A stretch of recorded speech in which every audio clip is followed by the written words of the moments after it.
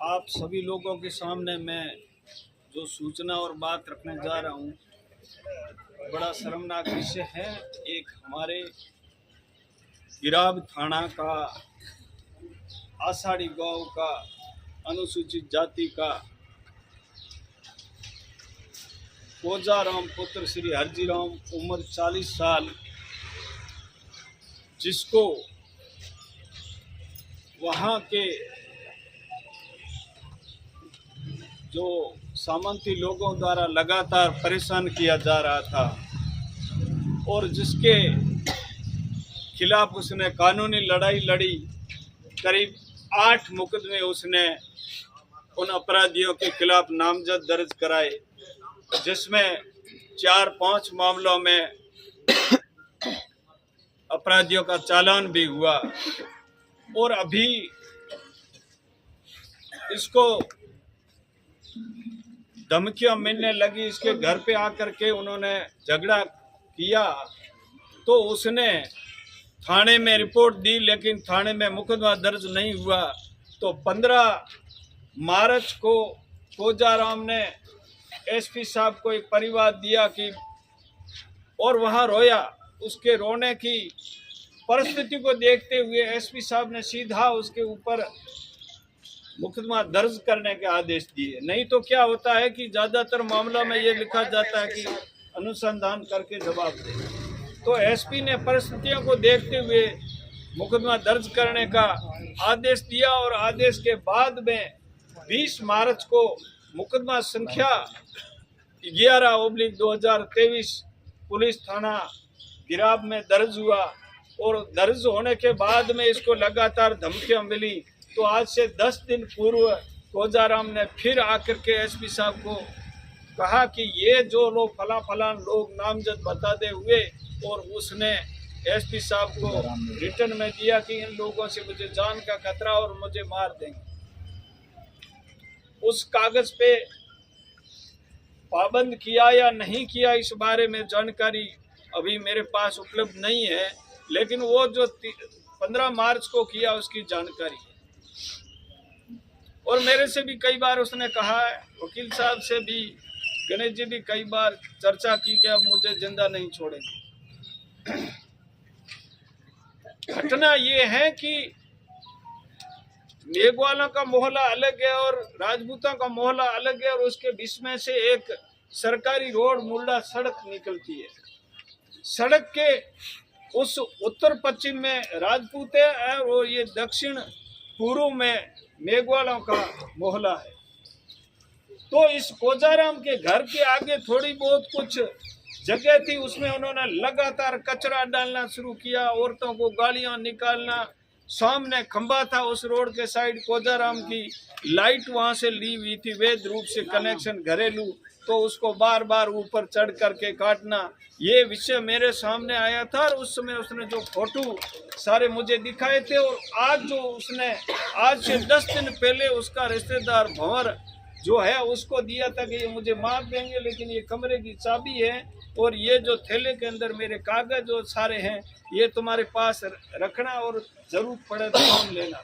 और हुआ ही वैसा उसका सब जैसा उसने जाहिर किया। आज सुबह जब कोजाराम इतनी प्रशासन को वार्निंग देने के बाद में कोई उनकी किसी प्रकार की पाबंद नहीं होने की वजह से मुलजिमानों ने आज एक पूरा प्लान बना करके, जब कोजाराम अपनी बकरियों को जंगल में छोड़ने के लिए जा रहा था और गांव के दक्षिण में एक होद बना हुआ है, यानी गांव की आबादी से करीब करीब 700-500 मीटर दूरी पर गया, और उसके साथ में उनकी 2 बेटियां थी। उन बेटियों के साथ वो बकरियों को लेके जा रहा था, और ये जो सारे लोगों ने आकर के घेर लिया, 1 दर्जन से ज़्यादा लोगों ने, और उसके ऊपर सरियों से, धारदार हथियारों से, लाठियों से इतनी निर्मम पिटाई की है कि आप उस डेड बॉडी को देख नहीं सकते। हाथ और पैर, पूरा शरीर, उस न जाने गुप्तांगों पर और शरीर के हर जगह पर उसको जैसे छीनने के जैसे, और पूरा पैरों के अंदर तो कैसे ही नुकीले जो धारदार चीजें घुसाई है, उसके पैर मुड़े हुए हैं, हाथ यूं टूटे हुए हैं। तो ऐसी निर्मम तरीके से क्रूर हत्या करने का उन्होंने ठान ली थी और आखिर में उसको इस हालत में छोड़ा कि कोई 5-10 मिनट जिएगा। फिर वो क्या करते हैं, बच्चे बीच में आती है तो उनको थपड़े मार करके एक साइड में करते हैं और उनको डराते धमका रहे हैं। और फिर उनमें से ही जो हथियारों में से ही नरेंद्र सिंह नाम का वो व्यक्ति जाता है इनके घरों में हथियार लेकर के और उनको भी थोड़ा यूं मिला के कि ये आदमी को अभी मार दिया गोजाराम को। तो वो छगू देवी, सादुला राम और कुछ औरतें और भी निकलना चाह रही थी, लेकिन इसने कहा कि खबरदार, अगर जे साली ढेडनियों अगर घर से बाहर निकली, कोजिया का तो हमने इलाज कर दिया, वो थोड़ी देर में मर जाएगा, लेकिन बाहर कोई आया तो वही हाल तुम्हारे कर देंगे। तो वो फिर उस सादुला राम ने इधर सूचना की रमेश को की, मेरे तक सूचना आई, मैंने पुलिस थाना गिराव के ऐसे बात की, मैंने कहा भाई उस आदमी को मारा है और तुम क्या करते हो कि हम अभी रवाना हो रहे हैं। और वो गाड़ी लेकर के रवाना भी हुए। 1.5 सुबह तो कुछ लोग से आकर के इसको बचाते या समय पर हॉस्पिटल लाते तो उनको 1.5 घंटा तक किसी को आने नहीं दिया। जब पुलिस आ गई, हमारी सूचना पर वहां पुलिस पहुंची, तो ये मुलजिम उस पुलिस को देख करके वहां से फरार हो जाते हैं। और बाद में पुलिस भी पहुंचती है और उसके बाद में उसके परिजन भी, छगू देवी, सादुला राम और उसके बाद में वो बच्चियों तो दो पहले से ही उपस्थित थी। ये घटनाक्रम उसके बाद में वहाँ दूसरा साधन नहीं होने के बाद में सादुला राम और उस गोजाराम को उस कंडीशन में वहाँ पहुँचने पर सादुला राम को गोजाराम ने बिल्कुल कहा कि मुझे फलाना नामजद लोगों ने मारा है, मुझे बचाओ, हॉस्पिटल ले जाओ, मुझे मारने वाले उन्होंने आज अपना काम करना, उनके खिलाफ कार्रवाई करना और मुझे बचाओ हॉस्पिटल। और ये लेकर के पुलिस वहाँ आ गई। गिराव वहाँ गंभीर स्थिति को देख करके सीधा बाढ़ में रेफर किया, वहाँ प्राइवेट वाहन लिया गिराव से और यहाँ पहुँचने तक बीच रास्ते में गोजाराम ने दम तोड़ दिया। और उसके बाद में यहाँ लाए तो हम लोग ने डॉक्टर को दिखाया और डॉक्टर ने उसको कहा कि ये तो ऑफ है। और ऑफ होने की सूचना मुझे पहले ही, ये जब गाड़ी में आ रहे थे, ये भी हमारे को पहुंचा दी थी पहले। तो ये हालात है। अब जो इस बाड़मेर जिले में और पूरे राजस्थान में जिस तरीके से अनुसूचित जाति और जनजाति के लोगों के ऊपर अत्याचारों की बाढ़ आ रही है, कुछ लोग कहते हैं कि सरकार है जो 1 नंबर पे काम कर रही है। मैं मानता हूँ बाकी में कर रही है तो अच्छी बात होगी, लेकिन ये दलितों पर अत्याचार के मामले में सरकार 1 नंबर पे है। इस चीज से इनकी पीठ थपथाना चाहते हैं, ये इस मामले में 1 नंबर पे। और मैं सभी जो मानवतावादी लोग हैं उनसे अपील करना चाहता हूँ कि इस गोजाराम के माँ है न बाप है, 4 बच्चियों नाबालिग है, एक बच्चा शायद 18 की उम्र का, एक बिल्कुल 4 साल की उम्र का है। ऐसी स्थिति में उसके परिवार को संबल देने के लिए जिस प्रकार से जो विभिन्न संगठन आए थे पचपदरा में सहयोग के लिए, उन्हीं लोगों से मैं अभी भी अपील करता हूं कि मेहरबानी करके इस गरीब के नाबालिग 6 बच्चों के न्याय दिलाने के लिए भी आगे आए। और ये बीपीएल भी था, न जाने क्या कहें। ऐसी निर्मम हत्या करने वाले लोगों को गिरफ्तार किया जाना चाहिए।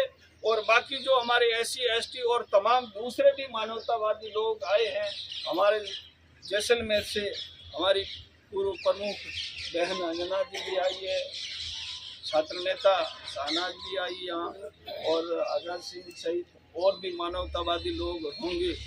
उन सभी से मेरी अपील है कि कृपया इस परिवार को न्याय दिलाने और जिन लोगों ने ये कृत्य किया है, अपराध किया है, उन लोगों को जल्दी से जल्दी कैसे सजा हो, इस बारे में हम सब लोगों को एक होकर के कल की तारीख में सभी लोगों से मैं अपील करना चाहूँगा कि आप मेहरबानी करके जो आदमी जिंदा है, जो चल सकता है, वो कल यहाँ आना चाहिए। एक बात और मैं कहना चाहता हूँ कि कोई भी किसी जाति समुदाय नहीं, अभी की कोई नहीं हो, जो आदि है वो इसका अंजाम भुगतेंगे, लेकिन हमें किसी जाति पर, किसी धर्म पर, किसी पर टिप्पणी नहीं करनी है।